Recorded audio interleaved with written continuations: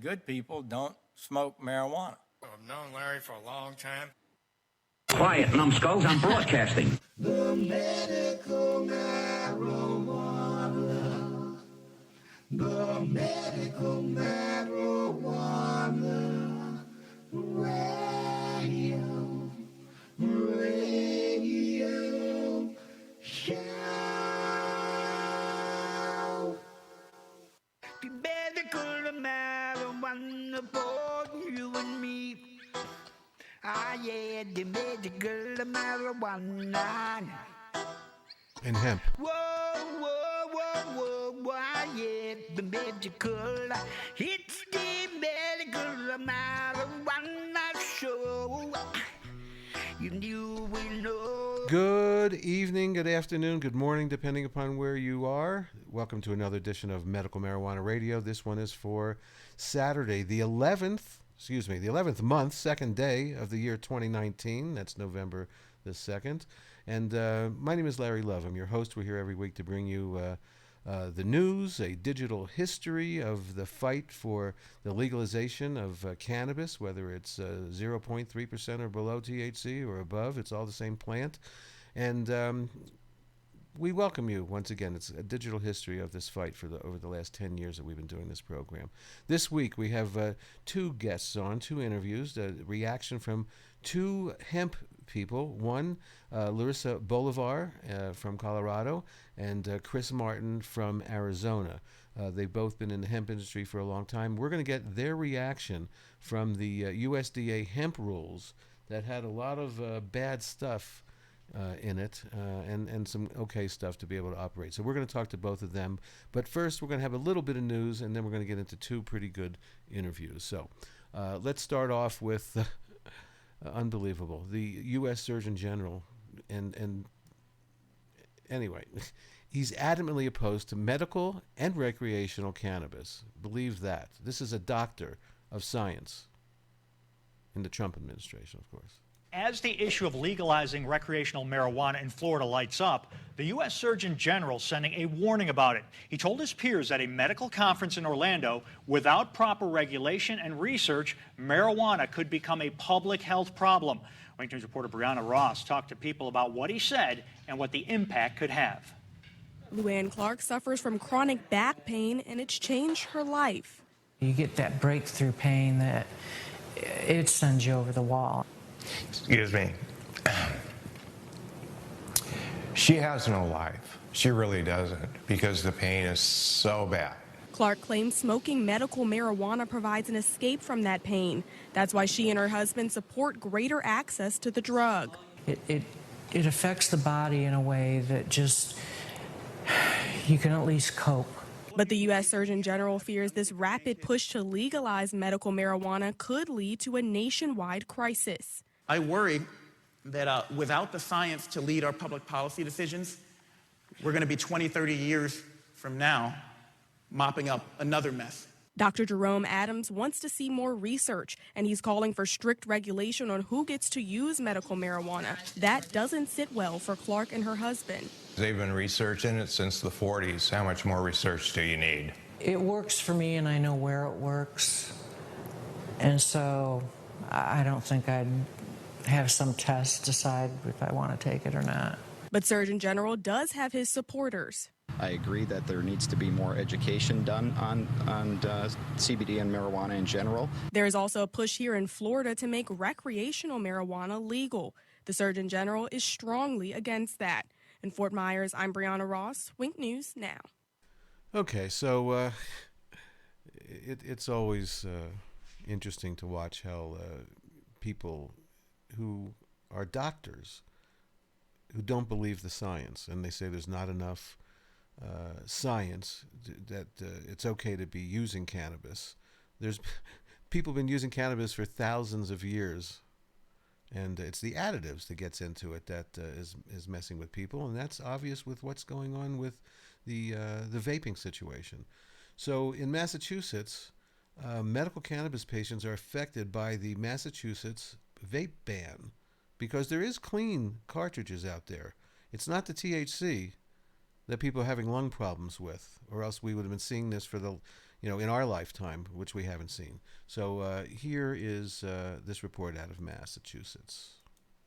We are following breaking news tonight. The ban remains, but Massachusetts vape shops are doing everything they can to try to take it down. Yeah, and today they asked for an emergency motion to block the ban. In the last 90 minutes, we learned a decision on the motion will not be made for another 2 days. Boston 25 News reporter Larisa Pappas joins us live from Boston. And Larisa, business owners, they are not giving up. So, Og, there are a few plaintiffs on this case now arguing against the state's vaping ban. Not only those vape shop owners that are losing business over all of this, but also medical marijuana patients who vape THC. That new concern was brought up today in court over the Cannabis Control Commission. Lawyers here representing medical marijuana patients argued once marijuana was legalized in Massachusetts, the state can't then ban the sales of THC vaping products already protected under state law. That plaintiff argued marijuana is legal to sell in all forms, including THC oils. So they're hoping the judge will see that overall ban on all vaping products should be reconsidered. This was a product that had been regulated by the state and controlled by the state and made in the state, and then became unlawful on September 24th, out of nowhere, without any sort of notice or comment period, without any consideration about the data. Judge Wilkins today did admit that this issue is debatable, and that's why he's giving both sides another 48 hours to make their arguments until he decides whether or not this vaping ban is constitutional. So we should learn more about this by the end of this week. Live in Boston, Larisa Pappas, Boston 25 News.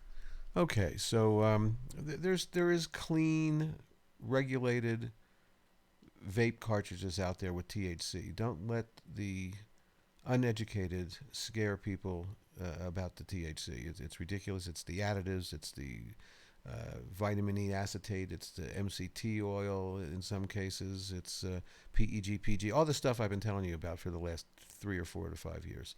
Anyway, we're going to take a break in just a second, and because we do have 2 really good interviews today in regard to the hemp situation with the USDA rules. But it's all about the farmer.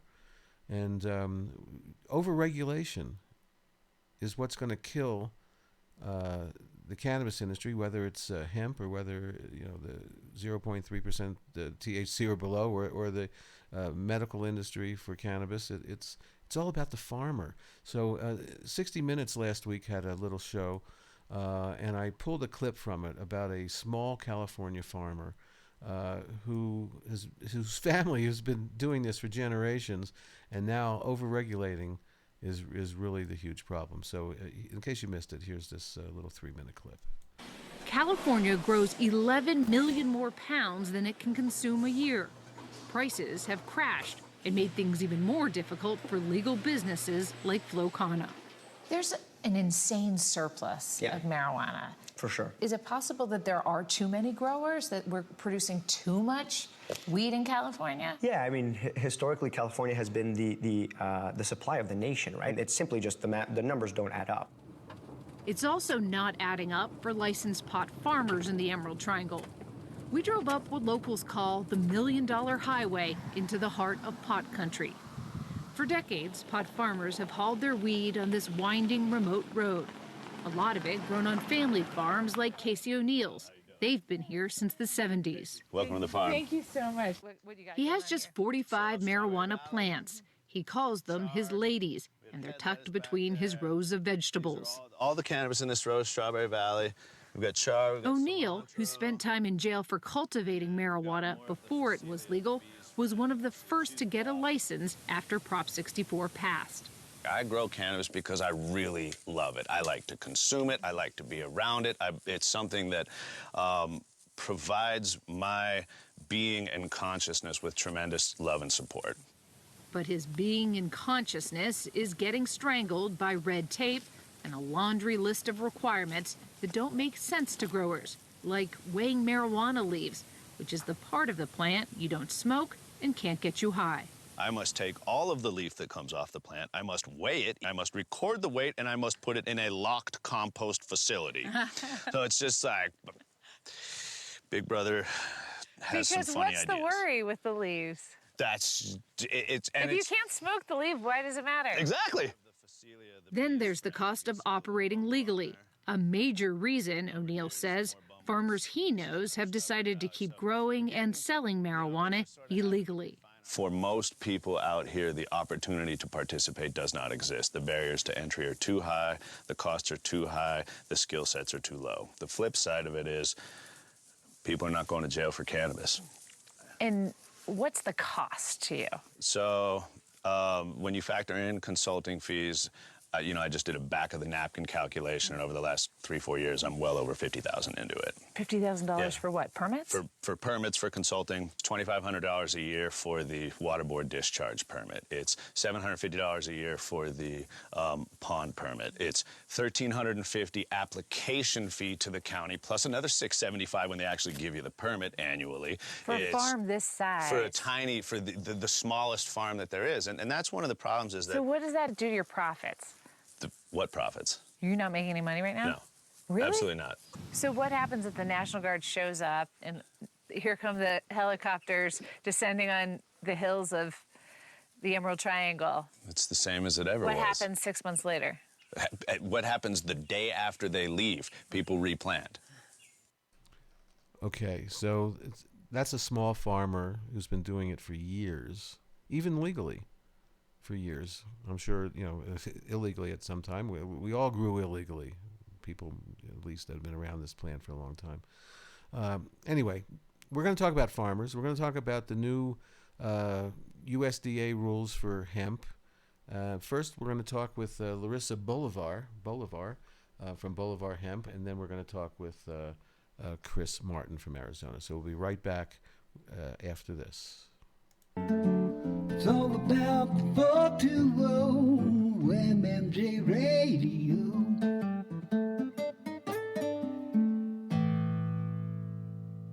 The medical marijuana.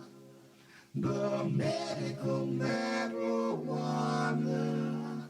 Radio show. And we're back. And online from Colorado today, I have Larisa Bolivar.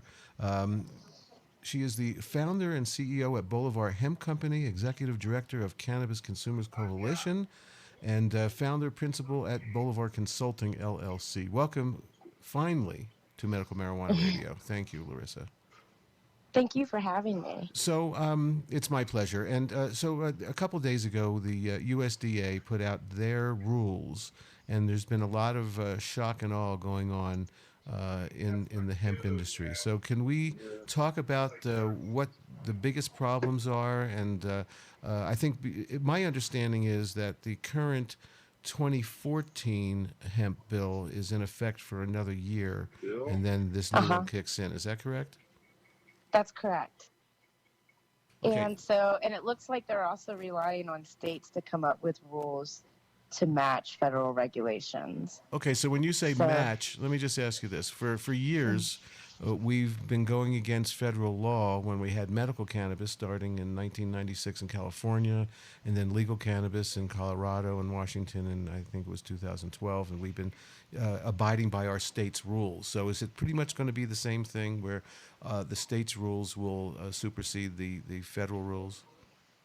Yeah, but they're also, looks like they're going to be requiring all plants to be tested at a total level of THC at 0.3%. So that includes THCA, which when decarboxylated turns into THC, which is a very critical process, especially for those making hemp tinctures and other full spectrum hemp products. And then if they are hot, then it requires the DEA of all people to come in and destroy it. So there should be I've been talking about this for a year or so. There should be a mechanism to transfer hot hemp that farmers, small farmers, large farmers, whatever, have grown in order to save their farm and to save their whole year's worth of crops. So what's the deal? Why? I mean, there's plenty of states that have medical cannabis. Why can't the hot stuff be moved into and sold and get money back from farmers? Oh, I'm 100% behind that, and I do know of people that are pushing for that. I really think the cynical side of me And I mean, and this the cynicism is not unfounded. Thinks that GW Pharmaceuticals or Greenwich Sciences, the U.S. side, has a hand in this, as does law enforcement. Like just looking big picture and other large industries, because otherwise, having hot hemp be made into medicine just makes too much sense. They're looking at it like as a penalty and a punishment versus something that could be remedied with a solution that is, something for the greater good for the greatest amount of people, which is what policy should be made of to begin with. Right. I mean, the 2018 Farm Bill was supposed to help small farmers. Am I mistaken about that? Well, it was, but you've got these larger interests at play that want to corner that market. And I mean, I know I sound really cynical when I say that, but I've sat at the table with GW Pharmaceutical executives and attorneys when they were here in Colorado trying to carve out cannabidiol and CBD out of the language of our constitutional amendment so that they could take control over all CBD production in Colorado. Wow. I mean, I didn't hear about that. They have done this in other states too. Their strategy is to go to Midwest states and other places, like just unpopular states, tourist-wise or media-wise, news-wise, quiet states, and quietly try to take over CBD because they, as they told me to my face, spent hundreds of millions of dollars going through clinical trials, and they feel they deserved it. Yeah, well, who was making hemp-related products like 20 and 30 and 40 and 50 years before them? It's OGs like you and Richard Rose and all those guys. I mean, they're on Jack Hare, Yeah. all these folks who fought this battle, but it's just like with cannabis and medical marijuana, THC cannabis. This movement was started by counterculture, people of color, people who were tired of being oppressed and arrested for otherwise benign plant that was medicine and had industrial purposes. You can't expect these people to give it away easily because they're going to be giving away a cash cow. Prohibition was a cash cow for them. Yeah, there should be room for everybody. Now, you just mentioned something about people with a drug record. Now, I know that some of the rules the other day came out, and can you explain that? I know that people like Veronica Carpio, who's involved with, having a record in California. She's one of the big OGs there as well. So can you explain legally what they're saying about people that have had a record for drug felonies? So it's mimicking other rules, which are now becoming obsolete anyhow, that if you've had a drug felony within the last 10 years, you can't get a license to process or grow hemp, which is so ridiculously stupid. Because at this point, you're saying that someone with a criminal record can't grow, herbs, can't grow corn. I mean, this is supposed to be an agricultural commodity, not a drug. Hemp is food. And Veronica argued that here in Colorado and managed to get the Hemp Foods Bill Act, which if anybody wants to protect the hemp industry, needs to be contacting their lawmakers locally and federally and demanding more protections. Which also makes me think that there will be a backlash on behalf of farmers with these new rules, because so many farmers are losing money from this. And the timing couldn't be worse. The suicide rate for farmers is at an all-time high. And now you're going to do this? Yeah. I mean, and on top of climate change, with the Dust Bowl getting larger and larger, fires, now you're going to do this. There's going to be a point where people are going to say enough's enough. We didn't fight all of these battles to hand this off to you. That's not how this works. Right. And Veronica, by the way, also helped New Mexico pass their hemp foods bill as well. Yes. And we're very happy about that here. So if you have a drug felony that's over 10 years old, then you're okay? Yeah. It's my understanding. Well, that's so arbitrary. And the problem is, we have so many newbies, which is nice. I mean, I'm glad that new people are coming into the hemp industry and they want to grow hemp and they want to be in the hemp industry. But this year, of course, was the first real year that everybody can grow in I think, every state. So what's the biggest mistakes that new hemp growers had this season. Have you heard a lot of stuff?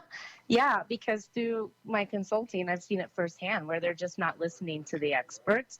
They're, or, everybody's rushing and flocking towards CBD, and they're putting so much money into it and not realizing like what happened here in Colorado with the weather and the freezes, or trying new ways to grow. Like in my case, I was working on a farm over the summer where the owners wanted to try a no-till method where everybody else was like, no, don't do that. Meanwhile, I'm like seeing posts on Facebook where people are like, don't do that type of hemp farming, just create rows and do it, traditionally. I'm trying to advise them. They didn't listen. And I don't even know how to describe what happened to their field. Like they, instead of wanting typical Chads, I don't even know how else to describe it. Instead of wanting to spend money on a tractor, which moved too slow, they plowed the field with a tractor, like a hitch to their truck, and they like sped across the field, flattened it, pulled up weeds, and then they didn't till the dirt, put down hemp seeds using, like one of those grass spreaders from the back of their truck, as opposed to using proper farming equipment because they wanted to save money and cut corners. And then, after flattening the field like a baseball field. And so, of course, when it rained, it pulled all of the hemp seeds into like little pools everywhere. And so there weren't any consistent rows, and the cover crop they grew overtook the hemp before it grew. So then they couldn't even find the hemp. And this is all because they did not listen.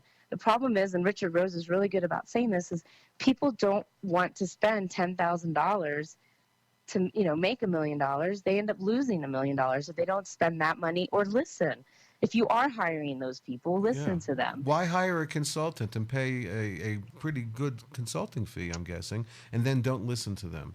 I mean, that it defeats the whole purpose of experts helping people that are new to the industry, no matter what industry it is. It's just egregiously wrong, and I think there's too much ego. There's too much ego, and there's also a lot of bad advice too, because you have a lot of newbies coming in claiming to have all this expert knowledge, giving bad advice too. And so, there's that going on, and I see that like happening outside, not just in hemp, but in the cannabis space. And a lot of these consultants for cannabis jumped into the hemp space. I mean, it's a natural evolution. That's the other side of it. I see kind of divisions where people are like, oh, now this weed person is getting into hemp. It's always been about cannabis as a whole. We fought this battle for the whole plant. Yeah. Same plant. Industrial, same plant. I hate it, fight. Larissa. I hate it when they call hemp, marijuana's cousin or sister. It just makes me nuts. It's the same freaking plant, and that arbitrary 0.3% THC is really the thing that is messing things up. Well, and the thing is that the greed on behalf of a few in the United States trying to corner this market is going to handicap us as a whole economically, because you have other countries that are already doing 1%. Right. Yes, absolutely. And we should go with that. Now, didn't we sort of steal the 0.3 from Canada? Yeah. Well, I'm not sure where it came from. I do know that it's a completely arbitrary number, though. It's just something they picked out of the air. So how long do you think it'll take to change that? If Europe has been growing cannabis, for a really long time as well, legally. How long do you think? Do you think it'll get changed here in the next few years, or do you think it's just going to limp along with the 0.3 and people are going to lose a lot of money? I think it'll take a few more years, but I do have faith in old-fashioned activism. I do have faith in farmers getting really upset at restrictions and overpowering the voices of the few that have the big pockets. I mean, we fought this as far as we have to this point, and we're not dumb to what they're trying to do. Like, I have another, if you will, conspiracy theory on why they haven't passed federal legalization, and it's because all these big players are trying to consolidate the market for themselves first. Then they'll then give us the scraps. I mean, it's so obvious to me. Yeah, that makes sense. I mean, yeah. It's interesting. Everybody's, crying about, big canna coming in and so forth. But it was obvious that it was going to happen. I mean, we should have been planning about how to deal with it sooner. I mean, just to fight them and say they're never going to come in was just totally naive. Well, So go ahead. The official position of the Cannabis Consumers Coalition is grow your own, buy mom and pop, or gray market. And I'm not trying to advocate for people to be illegal. I'm saying find a caregiver, find someone to grow for you. Right. Because and what's happening here in Colorado is this past season there was a drought on the black market and the gray market because all of these licensed quote unquote legitimate businesses can't even grow clean weed. We Yes. have all these pesticide violations. Right. And then now you look at these hemp farms too. Another thing that Cristala brought up to me that's very alarming is people using plastic in their hemp farming when to control weeds, All right, which is like So let's what's talk the- about that. Should you be Yeah. using plastic containers and growing above ground? Well, and we have been doing that for years as for marijuana. So I'd be curious to see what that does, what tests, and maybe have tests to see if there's any type of chemical residue left over from that. But before we start becoming too alarmed, I'd be curious to see what tests show. But then I also think philosophically it seems a little bit ridiculous considering we're trying to legalize hemp to fight the plastic, the oil and gas, Right. Well, petrochemical cabal. Obviously, hemp pulls bad stuff out of the Toxins ground, out. toxins out of the Yeah. ground, and it could be used for cleanup. And so you really have to be careful what you have in your soil ahead of time when you're growing hemp. Oh yeah, I mean you shouldn't even buy land until you test the soil. Yeah. That should be the first thing you do.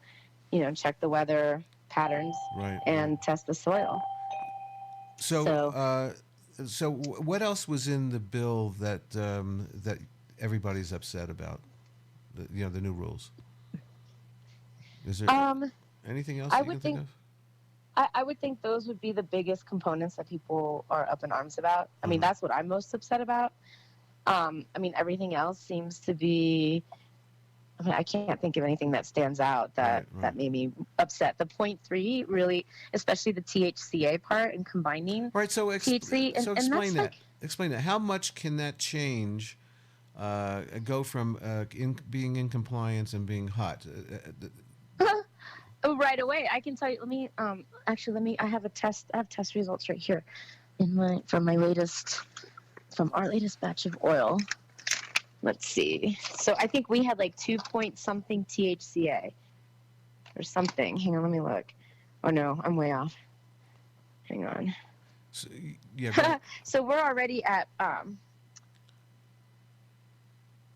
so Delta 9. Okay, THCA. We're already at 0.3%. And so Delta 9 THC is 0.15%. So now you're looking at 0.45% total right away. So why do you? So think, we're hot. So you're hot. So Yeah. Is there any kind of a? Oh, is the over under right at 3? Well, if it's, and that's oil, and that's something that I need to look into because I also know that that oil then becomes topical or tinctures. So then it gets tested again after it's processed, and I'm waiting on those test results. Well, isn't there also something about the like fan leaves and solar leaves on the plants? There was some rule in there about them as well. Am I wrong about that? I don't remember seeing that, but I haven't finished reading through all the rules. Oh yeah, it's like 150 pages or something. It's kind of crazy. All right, so well, thank you for explaining all of that, and I hope that all the activists will get out there and stay on top of this. And there's such a track record with people like Richard Rose and who's been doing hemp products for, I mean, I remember eating hemprella, back in the 90s and late 80s. I don't know when he started it, but I was eating that stuff for a long time ago. So So tell me about the Bolivar Hemp Company and what you do there. So Bolivar Hemp Company is a concept that I've been thinking about for, gosh, like almost 2 decades. It's a hemp-based topical skincare line.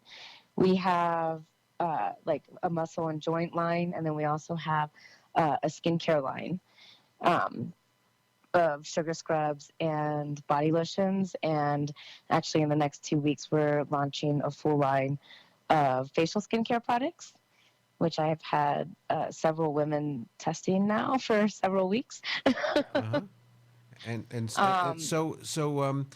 these Everything's available to cross state lines? Obviously. Yeah, Okay. we're full spectrum hemp based topical skincare line. We, our muscle and joint line is 300 milligrams CBD, but we also have trace elements of CBN, CBG, CBC. We're trying to provide full spectrum because Sure. and of course THC, 0.3% or less. I'm just I'm a full believer of full spectrum, whole plant medicine. And this all goes back to when I was a caregiver back in, the early 2000s, up until when I had my dispensary. It wasn't lucrative to help patients back then because pounds were still $3,000, and it was just they were poor, and so we were giving the farm away. So to subsidize my income, I was a makeup artist, and I worked and skincare consultant. I worked for big name brands like Bobbi Brown Cosmetics, Laura Mercier Cosmetics, Origins. So I had considerable training on, skincare. Not as an esthetician, I do work with an esthetician, but as I do know about products. So it's not just about cannabis. The products that I source and formulate is, literally years and years and years of study. And I knew then that cannabis as a whole plant would be perfect for skincare because it covers all of the holy grails that we look for in skincare in general, which would be cell regeneration and antibacterial components, which is cannabis has both. It's an anti-inflammation. Those three things are what help the skin age quicker. And by addressing those three issues, you're literally creating products that are, like I said, like the holy grail. The linoleic acid that's in hemp and hemp seed is really good for skin. There's already hemp seed products out there. They advertise themselves as cannabis sativa, which is accurate. Yes, it is the cannabis sativa plant for sure. It is the cannabis sativa plant, and so I knew then, and I feel like I'm literally living my best life now. I couldn't even be happier because I started out by labeling products just to kind of test the line and test the brand and see what that would be like business wise. And it was successful. We had a successful launch, and we're generating revenue right away, and still am. Definitely far from being profitable. But so can people go to bolivarhemp.com? Is that where they can see these products and purchase them? Yes. Fantastic. Yes. That's really great. And now, just before we sign off here, you had mentioned to me that you've been helping a family member with multiple sclerosis. Can you tell me what type of cannabis, in what forms they are taking and how it's helping them? My uncle in particular will consume any way possible. Like, he eats edibles, he smokes joints instead of cigarettes. Like, he doesn't smoke 20 joints a day, but he'll smoke maybe 3 or 4 full, smoke like a quarter at a time. So he's pretty consistent. When he doesn't consume, you can really tell cognitively. He has a very hard time communicating. He's very agitated. Mainly because he's in more pain, and even when he doesn't have visible spasms, if you look closely, you can see almost like a trembling under his skin, and all that stops immediately once he consumes cannabis. And I can see that because I've been his caregiver for so many years, and people are like, "How do you know?" And I'm just like, "I just know. I just can." He gets a certain look on his face. Sure. So do you think cannabis is holding the progression back? Absolutely. Okay, because cannabis, the THC, they have studies that have shown that THC helps coat the myelin on the nerves, and that's what MS is a breakdown of that myelin. Right. Well, That Larisa, protective coating. well, Larisa Bolivar, thank you very much for coming on today and explaining what's going to go on. I hope that people will, stay active in trying to fight for better rules. Look, we've been fighting for 80 years. They took this plan away from us, over 80, and so we're just starting to get it back. The last 8, 9, 10 years has just escalated very quickly.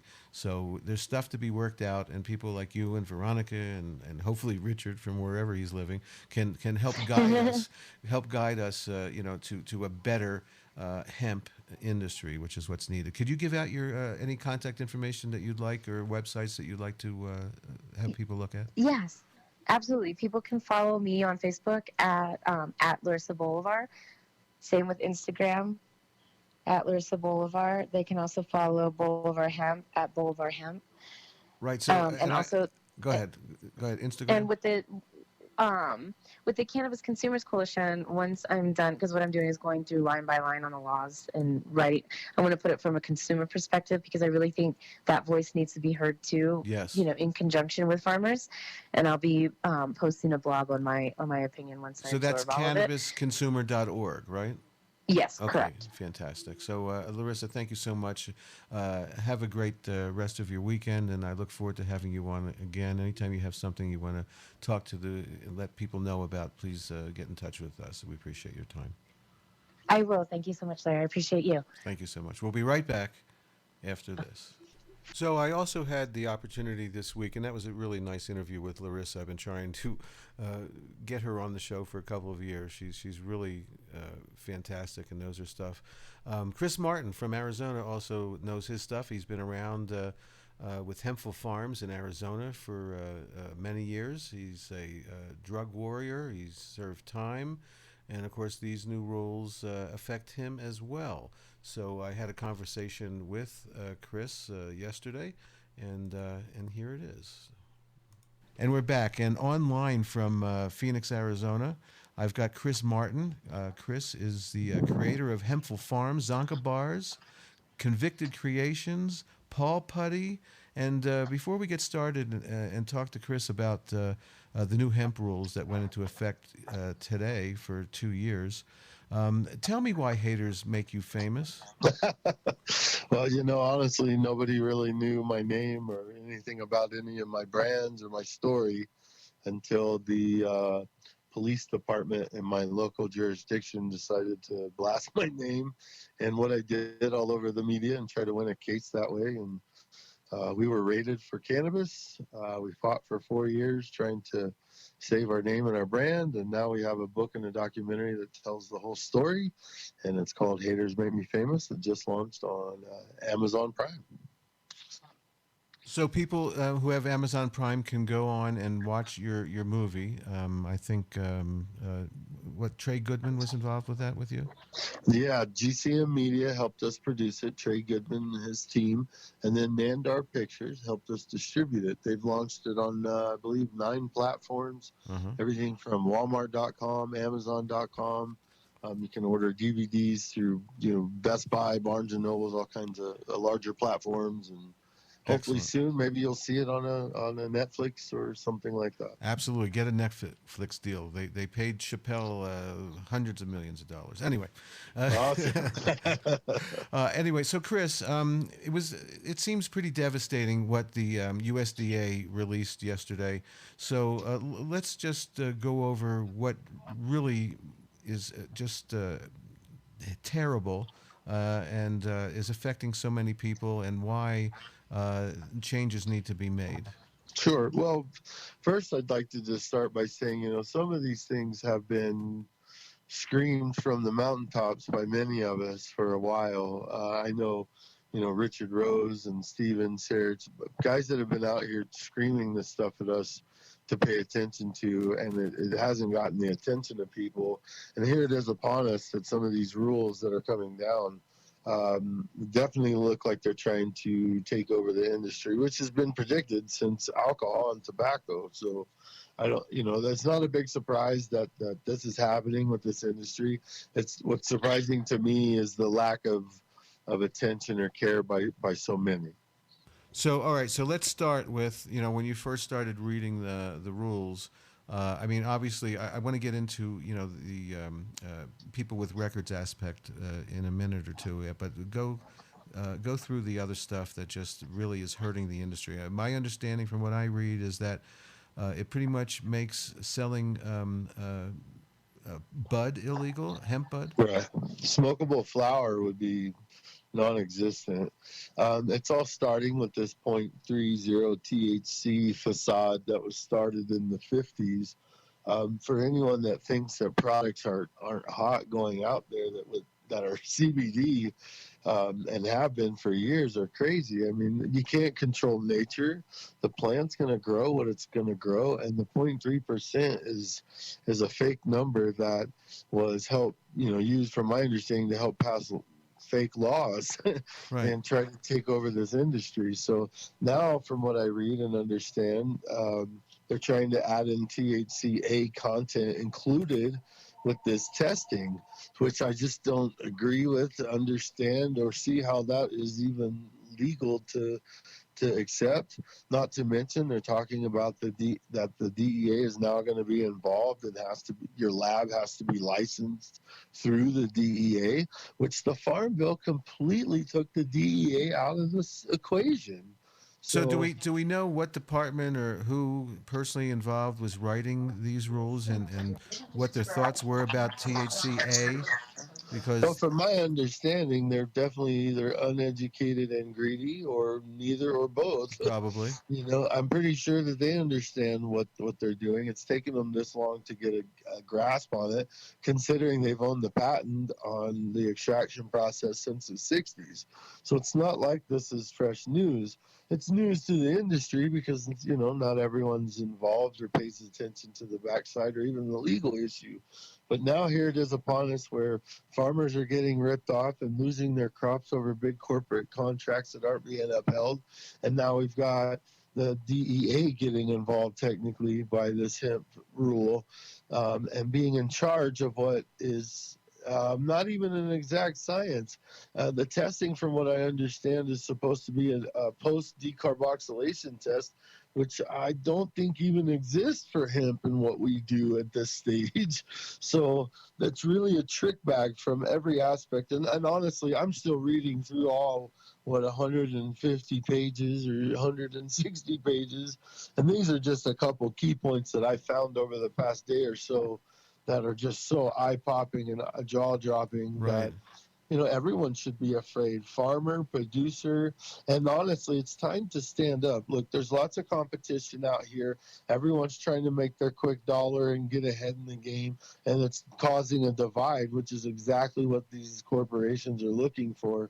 We need to stand tall and strong and realize that it's being taken from us, just like alcohol and tobacco and anything else that we've tried to present, except for this is a little different. This comes from the ground and the people. Right. This is a plant that's needed to save lives, not save pocketbooks. So, well, we're not allowed to say that hemp can save lives necessarily. If you talk about it being medical, then they get really pissed off. Absolutely. But let me ask you this, okay? Because I asked it on one of your posts the other day, and I didn't see an answer. Maybe somebody did, but how does it affect states that have their own hemp laws and hemp food laws and so forth? Or is this just for states that have no current local laws? No, this will supersede. It's just like, we have the state cannabis laws, yet it's federally illegal. This would pretty much, in my understanding, I'm not a lawyer. I don't give legal advice. And like I said, I'm still reading and deciphering a lot of this, and our lawyers are reading and going through it all. But from my understanding, this looks like it would supersede state law. It looks like it would take over that. Hopefully that's not true. Oh, yeah, well, hopefully that's not true, yes. But I mean, look, federally, cannabis with high THC over the 0.3% is illegal federally. Yet we have our state laws in Colorado and all the legal states, Washington, Oregon, Washington, D.C., that, they're just going ahead and abiding by their state's laws. So is this going to be the case with hemp? You know, I can only assume. I don't think it's going to stop business from moving forward and going on the way it's going. And I can only assume that the organizations that are here to fight this stuff, like the GHO, the Global Hemp Organization, and other groups that are trying to get involved, are going to get a lawsuit filed federally. That's really the only way to attempt and go through this and fight this thing, is to get involved at the court level and the federal level and stop it and just show the legality side and have pretty much, I mean, to me, this is completely illegal. So we have to fight back and show why. We have to show cause and just, you know, we've been doing this a long time. Farmers have been doing this a long time outside of our country.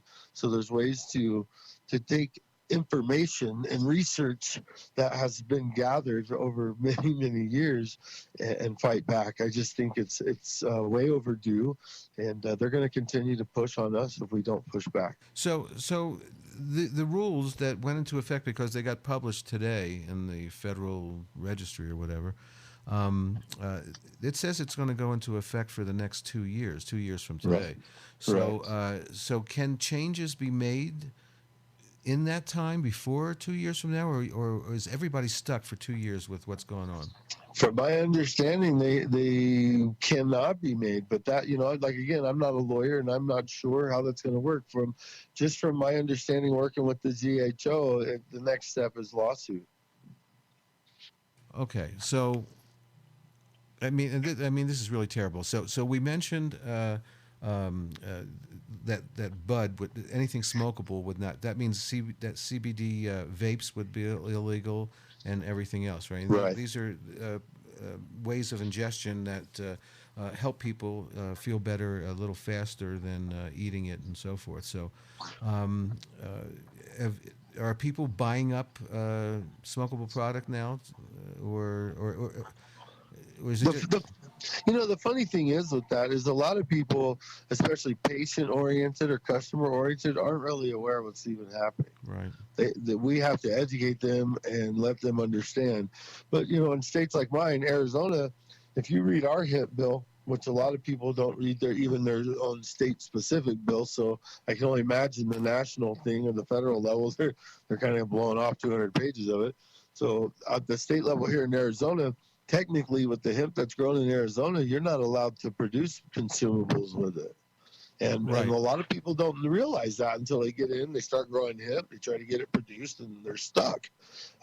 So I really think, again, we're back at that square one of educating, letting these people understand, what does this mean for you and what position.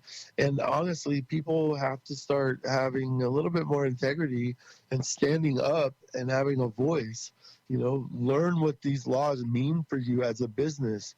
It's not all about get in, get rich, get out. I don't think any of us here doing this have gotten rich. Yeah. At all. So what else has affected the farmer on the farming level besides the testing and this new THCA situation? So how is that going to put people over the allowed limit because they're testing for THCA?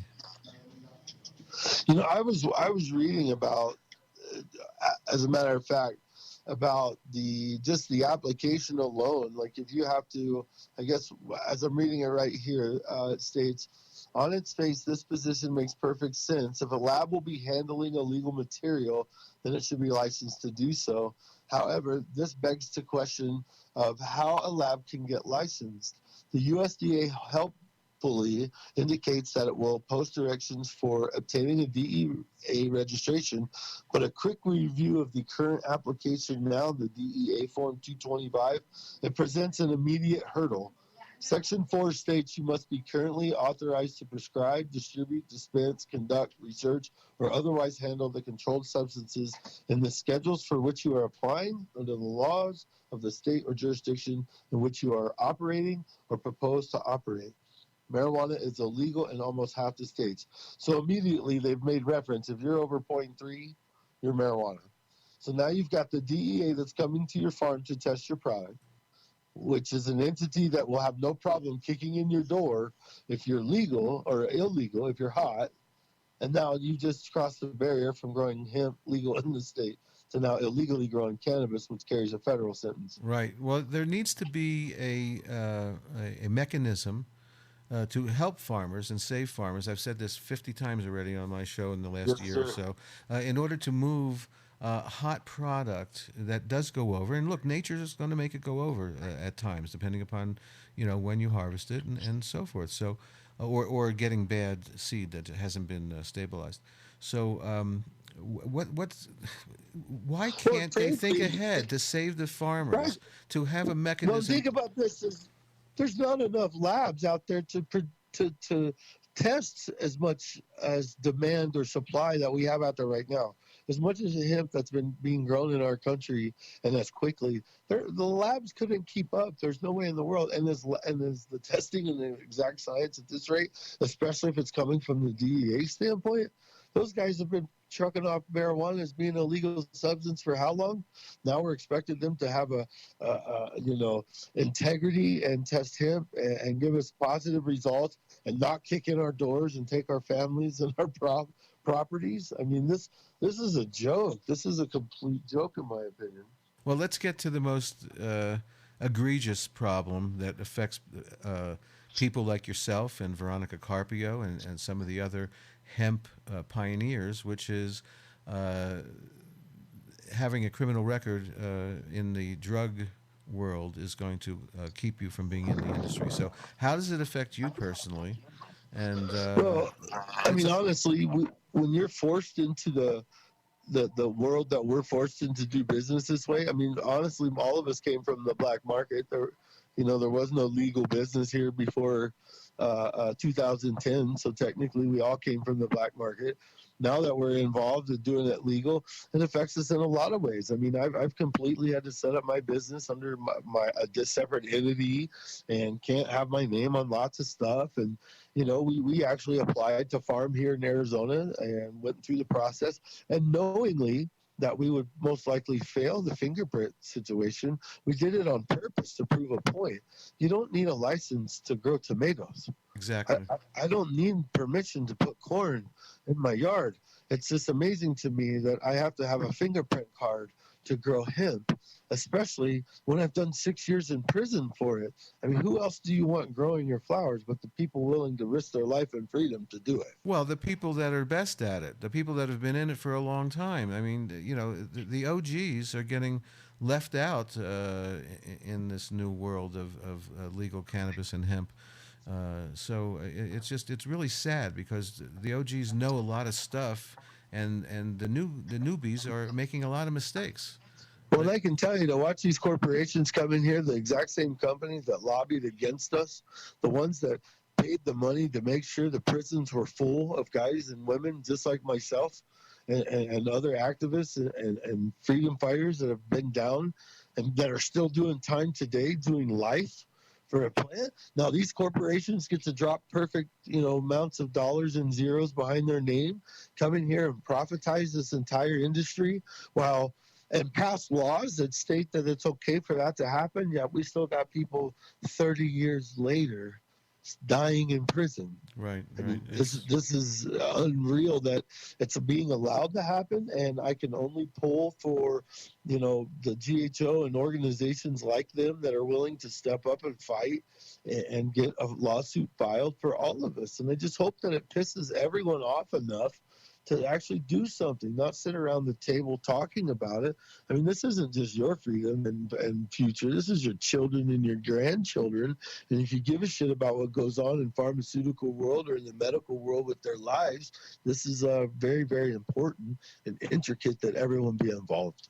Absolutely. And it's just really sad that these rules just made a huge percentage of farmers and people in the hemp industry out of compliance, and it's just look, government just sucks really bad, but I don't think they were getting good advice on this, and there should have been more time between the release of these rules and them going into effect so that they could get the feedback that was needed. So Chris, tell us a little bit about Paul Putty and Hempful Farms before we Sure.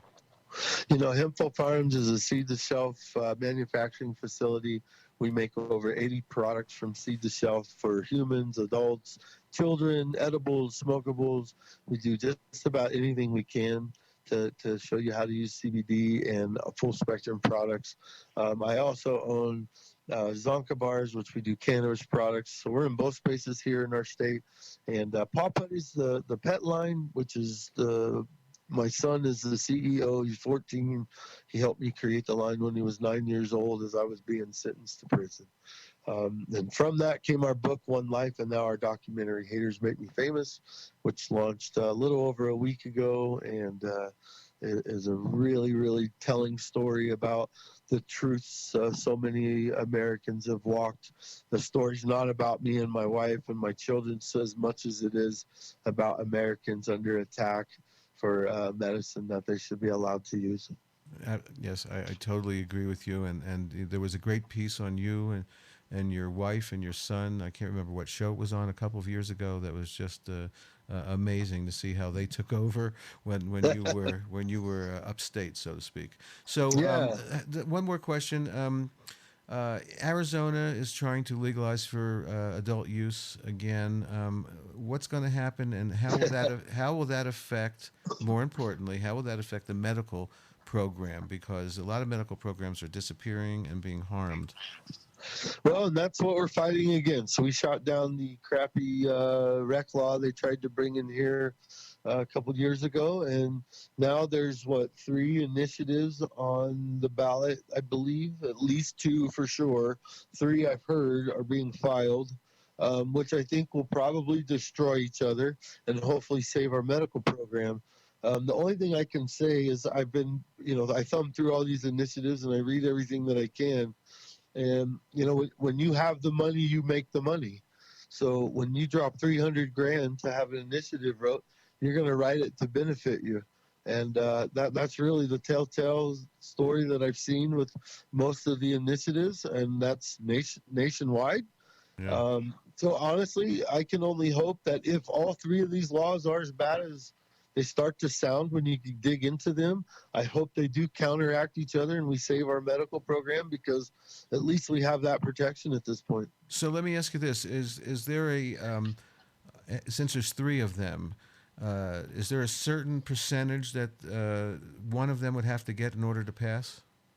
That's a great question. I believe that it's a number of signatures that they need to get on the ballot, and then they go to vote. But seeing how I've been a convicted felon since I was 18, I've never been in a voting booth, and I've never been a part of the process.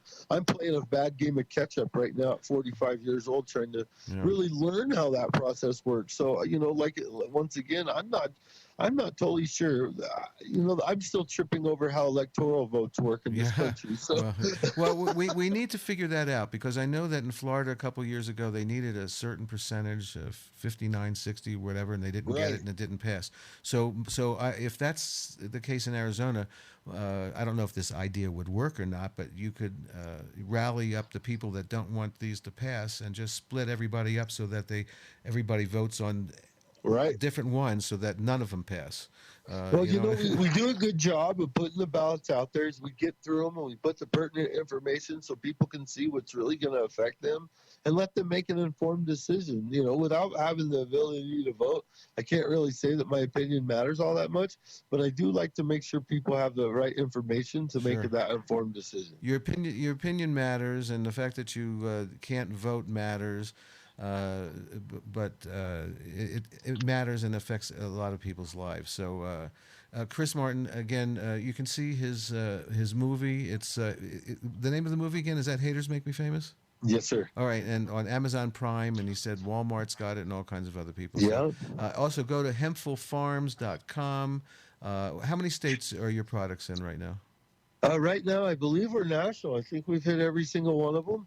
We've got 3 stores, 2 here in Arizona, 1 in Chico, California, and we had 1 in New Mexico, which is transitioning to a different location right now, but hopefully should be back up and running shortly. And we farm out of New Mexico, so we're actually in your backyard growing hemp right now as we speak. Excellent. Well, welcome to New Mexico, Chris Martin. And again, that's hempfulfarms.com. Chris, thanks for explaining that to us. We'll have you back again soon when there's something more interesting to talk about, for sure. Awesome. Thanks for your time. Thanks for your activism, and you're a real hero in the industry, my friend. Thanks for having me. I appreciate the time. My pleasure. We'll be right back after this.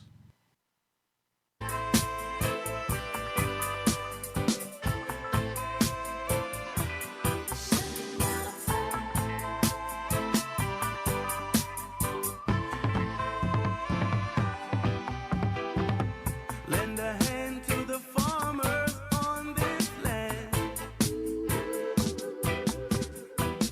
Put the power of production back in their hands.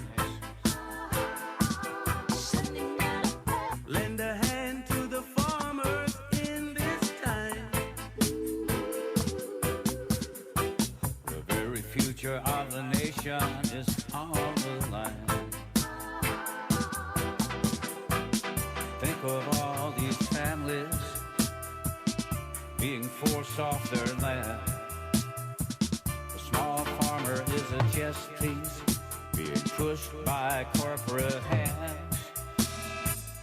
Lend a hand to the farmers on this land. Lend a hand.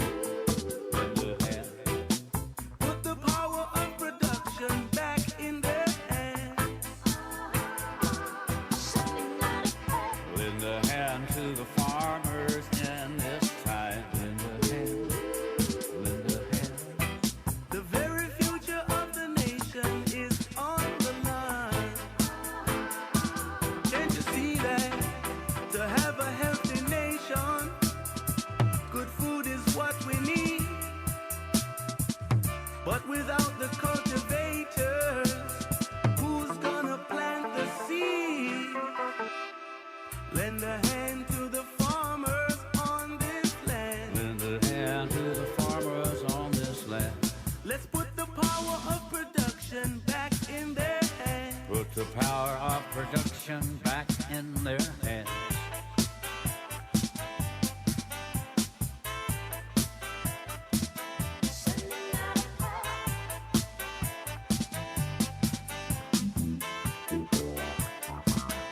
Hate to see a bunch of rusty tractors, thousands of idle hands, a nation raised on junk food, millions of acres of wasted land.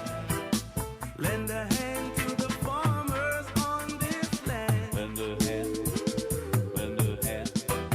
Put the power of production back in their hands.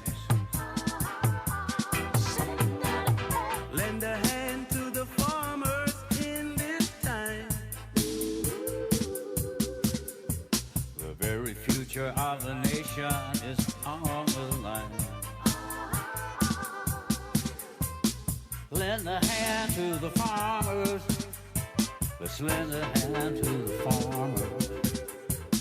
Put the power of production back in their hands.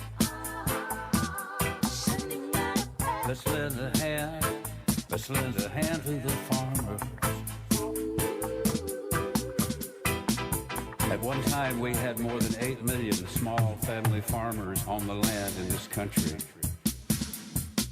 Now we're down to less than 2 million, losing 300 to 500 every week. The backbone of this country is the farmer. We're losing our farmers. We're losing the bottom rung on the economic ladder. If we don't help our farmers, we will go under. Lend a hand to the farmers, and you're lending a hand to yourself.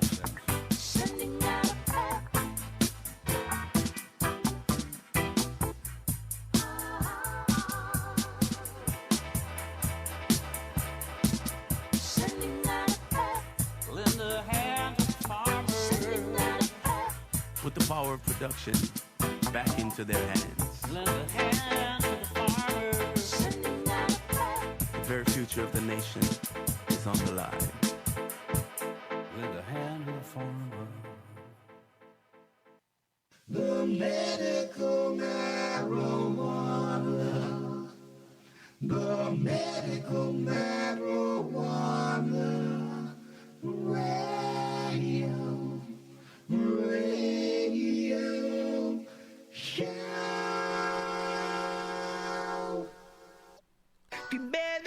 Well, I want to thank both Chris Martin and Larisa Bolivar. Check out their websites. Thank you both for your expertise. Thanks for your hard work. Thanks for knowing what's right. And I hope that everybody can help make this a better hemp program. Also want to thank my two radio mentors, both with the initials HS. Thank you for your inspiration. If you'd like to be on the show, if you have a product to sell, a story to tell, write me at info@mmjradio.com. Again, info@mmjradio.com. If you want to hear some of our old shows, you go to medicalmarijuanaradio.com or mmjradio.com. My YouTube channel is LSLove88. On SoundCloud and Spreaker, audio only, MMJ Radio. CannabisTube.net, we have our own channel, MMJ Radio. Also on NowTV.com, channel 937. And coming soon, the CannonChannel.com.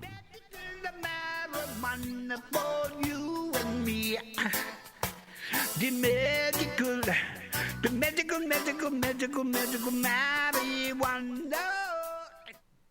Shalabah. Peace and love. Peace. Shalom. And chaos where it needs to be. Oh, yeah. Fuck Trump.